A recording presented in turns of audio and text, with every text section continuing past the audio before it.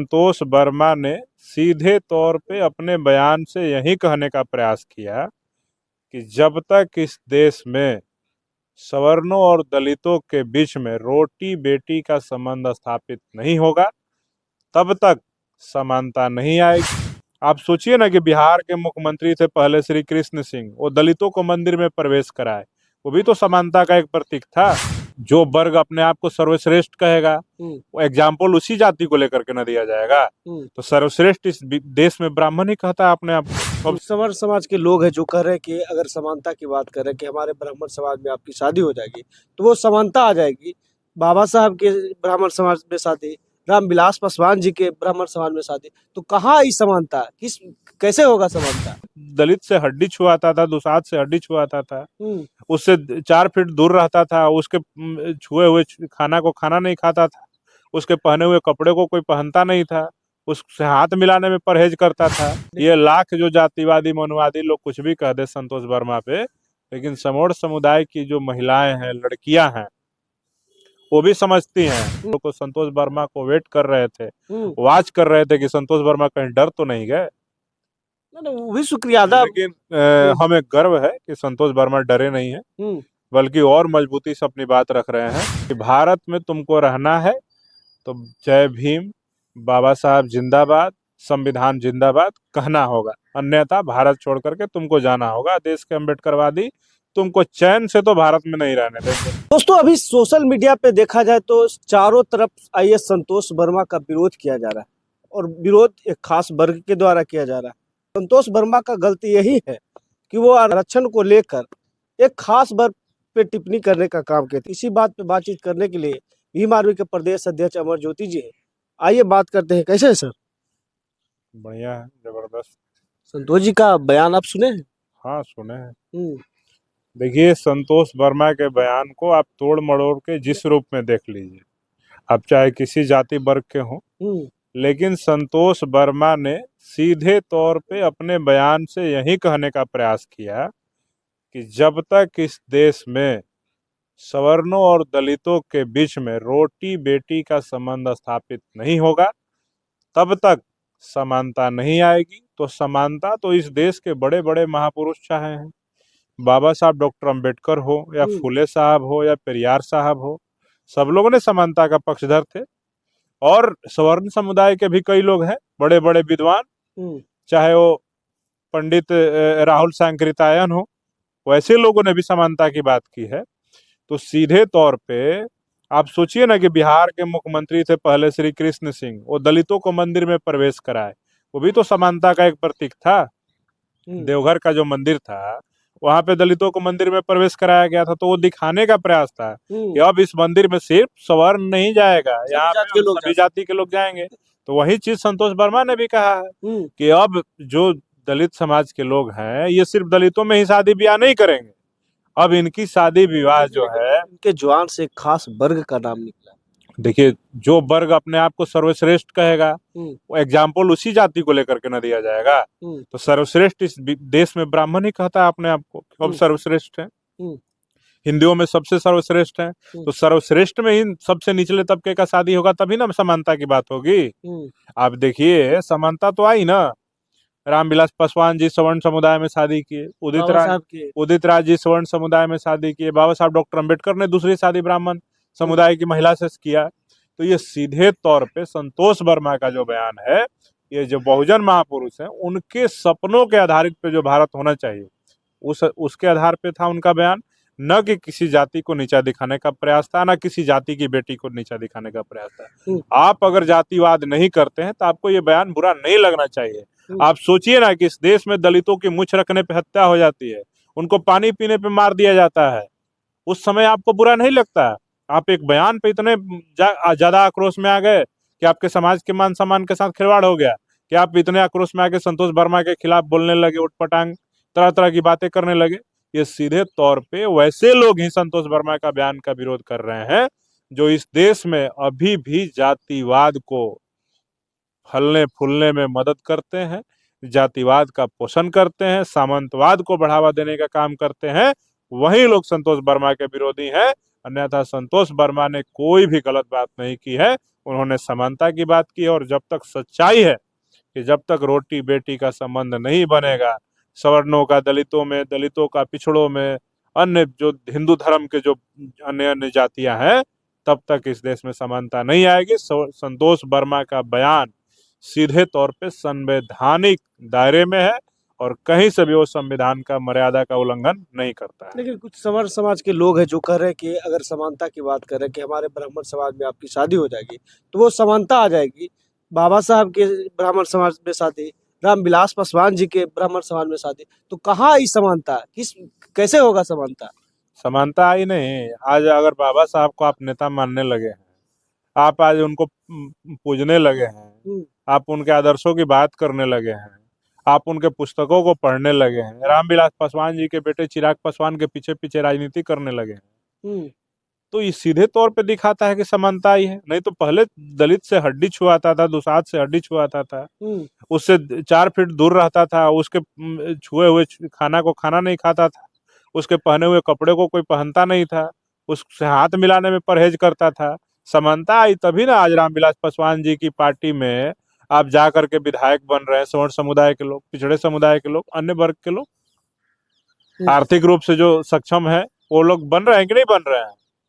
तो ये समानता आई, ये उदाहरण है। लेकिन व्यापक समानता के लिए सिर्फ जो दलित समुदाय के पढ़े लिखे इंटेलेक्चुअल, बड़े राजनीतिज्ञ, बड़े आईएएस अधिकारी, आईपीएस अधिकारी ही अगर उनकी ही लोगों से आप शादी करेंगे अपने समाज की बेटियों का, तो समानता की बात नहीं हो सकती है। आपको निचले तबके के भी अगर कोई ग्रुप डी में भी दलित समाज का बेटा है, उसके अपने समाज की बेटी की पढ़ी लिखी बेटी से शादी कराएंगे, तभी समानता की बात होगी। समानता तो आ रही है धीरे धीरे और आएगी। ये लाख जो जातिवादी मनुवादी लोग कुछ भी कह दे संतोष वर्मा पे, लेकिन समोड़ समुदाय की जो महिलाएं हैं, लड़कियां हैं, वो भी समझती हैं कि जिस वर्ग को आप जाइए ना जेएनयू, मैं बहुतों को जानता हूँ, कम से कम 50 लोगों को तो मैं जरूर जानता हूँ जेएनयू में, जो सवर्ण समुदाय की लड़की है जो दलित लड़कों से शादी की है, पिछड़े समुदाय की जो लड़कियां हैं वो दलितों से शादी की है। तो ये सीधे तौर पे उनको यही लगता है कि अगर इनके साथ भेदभाव किया गया है, अगर इनको हम लोग आपस में एक दूसरे में रोटी बेटी का संबंध नहीं बनाएंगे तो समानता नहीं आएगी। और धीरे धीरे आ रही है। और देखिएगा, मैं आपको लिख करके दे रहा हूँ कि आज नहीं, जितने जातिवादी मनुवादी लोग हैं ये लाख प्रयास कर ले, लेकिन ये जो संवैधानिक तरीके की शादियां हो रही हैं, बाबा साहब डॉक्टर अम्बेडकर के बताए रास्तों पे, महापुरुषों के बताए रास्तों पे जातिवाद का निर्मूलन करने के लिए, सीधे तौर पे संतोष वर्मा का बयान उसी से प्रेरित है और इसमें कहीं भी हाय तौबा मचाने की आवश्यकता नहीं है। संतोष वर्मा के खिलाफ मध्य प्रदेश की सरकार में रहे मंत्री ने आवेदन लिखा केंद्र सरकार को कि इन्हें बर्खास्त किया जाए। तो लिखे आवेदन, लिखने से क्या हो जाएगा? उनके आवेदन लिख देने से बर्खास्त हो जाएंगे? संतोष वर्मा बर्खास्त हो जाएंगे तो वहाँ की सरकार को बर्खास्त कर देगा अगली बार वहाँ का दलित बहुजन समाज। आपकी पार्टी करेगी? बिल्कुल करेगी। मध्य प्रदेश में आपको नहीं, आप भूल गए क्या? भोपाल में वो इतिहास में भोपाल का जो सबसे बड़ा रैली अभी तक हुआ, भीम आर्मी नहीं किया था। भले हम सत्ता में नहीं है, लेकिन वहाँ मजबूत विपक्ष के तौर में मध्य प्रदेश में भीम आर्मी आजाद समाज पार्टी है। तो ये और आपके नेता भी इस बार बोले हैं वर्मा, संतोष वर्मा को मारोगे, वैसे लाखों वर्मा। बिल्कुल बिल्कुल बिल्कुल।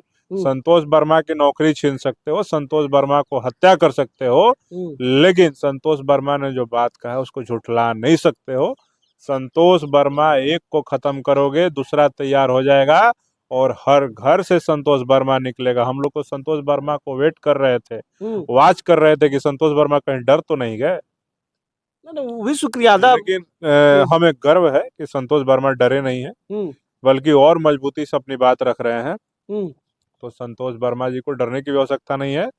और सरकार अगर उनको बर्खास्त करने का काम करेगी, वहाँ के मुख्यमंत्री जी मोहन यादव जी को भी मैं कह देना चाहता हूँ, आप भी पिछड़े वर्ग से आते हैं, जिसको मनुस्मृति में शूद्र कहा गया है, ठीक है? तो सीधे तौर पे आप भी ध्यान से कान खोल करके सुन लीजिए। संतोष वर्मा पे अगर आप कार्रवाई करेंगे तो ये बहुजन समाज पे कार्रवाई होगा, उन महापुरुषों के विचारधारा पे कार्रवाई होगा जो समानता चाहता है इस देश में। तो सोच समझ के कार्रवाई करें, अन्यथा अगली बार मोहन यादव जी मध्य प्रदेश के मुख्यमंत्री बनने के लायक नहीं रहेंगे। वहां के बहुजन समाज के लोग उस कार्रवाई के खिलाफ, संतोष वर्मा के कार्रवाई के खिलाफ उनको उखाड़ करके फेंकने का काम करेगा। कल एक वकील का गिरफ्तारी हुई, वो वही वकील है जो ग्वालियर में बाबा साहब पे जिस प्रकार से टिप्पणी कर रहे थे कि बाबा साहब संविधान रचयिता न है, बाबा साहब ने B.N. राव लिखे संविधान, उनका भी गिरफ्तारी इसी मामला में हो गया, अनिल मिश्रा जी का। देखिए, जो संविधान, जो बाबा साहब अम्बेडकर के सम्मान के खिलाफ जाएगा, उसकी इसी प्रकार से गिरफ्तारी होगी, इसी प्रकार से उनको इस बहुजन समाज के लोग ट्रीट करने का काम करेंगे। तो हम यही कहेंगे संविधान विरोधियों से, अम्बेडकर विरोधियों से, कि भारत में तुमको रहना है तो जय भीम, बाबा साहब जिंदाबाद, संविधान जिंदाबाद कहना होगा, अन्यथा भारत छोड़ करके तुमको जाना होगा। देश के अम्बेडकरवादी तुमको चैन से तो भारत में नहीं रहने देंगे, तुमको रगड़ करके छोड़ेंगे, और किसी दिन लपेटे में आ गए तो ऐसा रगड़ेंगे कि फिर जीवन भर याद आए। अनिल मिश्रा तो लगातार विरोध कर रहे थे बाबा साहब पर अब शब्द बोलने का काम। हाँ, तो मिला ना उनको, जेल जाना पड़ा, अभी हवालात के चक्कर खाएंगे, बुढ़ारी में दिमाग अकल ठिकाने आ जाएगा। ठीक है, आप लोग पर एक टिप्पणी करते हैं कुछ तबके के लोग कि नीला गमछा रखने वाले नीले कबूतर हैं, और इस पे आपके नेता भी बोले थे, भरे मन से एक जवाब दिए थे। देखिए, हमारे नेता ने जो कहा सही ही कहा है कि हम लोग नीले कबूतर नहीं, नीले बाज हैं। ठीक है, और तुम जिस सुरक्षित जगह पे, जहाँ भी तुम अपने आप को सुरक्षित पाते हो, जिस भी गुफा में, बिल में घुस करके रहोगे, नीला बाज जब अपने औकात पे आ जाता है तो उस गुफा से, उस बिल से तुमको निकाल करके लाएगा और तुम्हारा शिकार करने का काम करेगा। तो बाबा साहब अम्बेडकर के बच्चों को नीला कबूतर कहने से पहले दिमाग ठिकाने लगा लो। हम जब अपनी औकात पे आए हैं तब तक इस देश की सरकार को झुकना पड़ा है। उदाहरण देख लीजिए, 2 अप्रैल 2018, याद है ना, सरकार को झुकना पड़ा, सुप्रीम कोर्ट को झुकना पड़ा। तो ये वो समाज है, अम्बेडकर, बाबा साहब अम्बेडकर का समाज है, और इसके सामने तो बड़े बड़ी ताकतों को झुकना पड़ा है, देश के सर्वोच्च न्यायालय को झुकना पड़ा है, प्रधानमंत्री को झुकना पड़ा, बाबा साहब अम्बेडकर के सम्मान में दिल्ली में बड़ा बड़ा मूर्ति लगवाने के लिए मजबूर होना पड़ा है। तो कोई भी अगर इस देश में कोई हिमाकत करेगा कि अम्बेडकर का अपमान कर देगा और वो सुरक्षित रह जाएगा, तो ये भ्रम है। ठीक है, तो हम अम्बेडकर के लोग नीले कबूतर नहीं, नीले बाज हैं।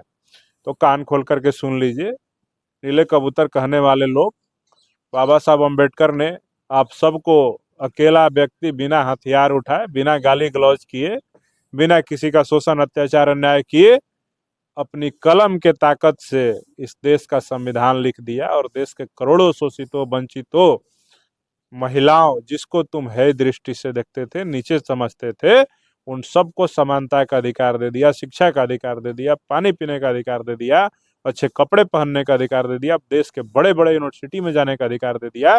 तो तुम सोचो, अब तो उनके तैयार किए हुए इस देश में करोड़ों बच्चे तैयार हो गए हैं, जो कोई ग्रेजुएट हो गया, कोई पोस्ट ग्रेजुएट हो गया, कोई डॉक्टरेट हो गया, और उसके अम्बेडकर साहब के दिए हुए अधिकारों के सहारे कई लोग IAS IPS तक बन गए हैं। अम्बेडकर बाबा साहब का कई संतान पैदा हुए। बिल्कुल बिल्कुल, करोड़ों लोग हैं, तो उनका विरोध करके इस देश में कोई सुरक्षित नहीं रह सकता है।